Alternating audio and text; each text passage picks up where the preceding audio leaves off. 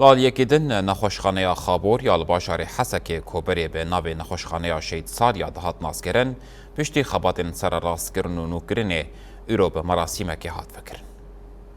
د مراسم جنوب و وکرنا نخوشخانه ده نونرین سازیین سویل روسپی اندام سازیان خباتکارین تندرستیه تواهی هجمارک جپیک هاتین باشار حسک آماده بون.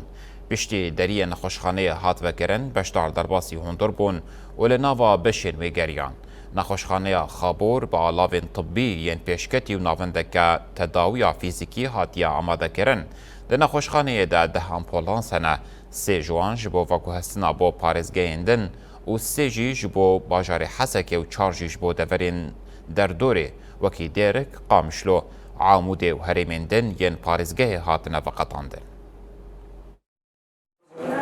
دەستپێکێ ئەم پیرۆزیا مەشفا خابوور دەکەن مەشفا گەلکی پێشکەتی ئەجززە گەلکی حەدیسانین و ئیرۆ دەربا پێشی لە باژاری حەسەکێ عملیکە شغلن ژێر بێژن تەنزیر حالب و لێزەر كفريول وحيانا بري يعني ها بري انا تميم جراحات شغلي في جهاز يكمين باجاري حسكي مشفى خابوراني اداره مشفى خابور اميرو سر شغلي ليزر مزار حالب مرن والحمد لله نخش مرابو بسلامات يعني افع عمليات جرح وبرين تنن نخش بشتي عمليه بدهذقه كهرباء وبمشي وحياه اخوي طبيعي يبري جراحه ابو نخش مستشفى دماغ ومفجرات و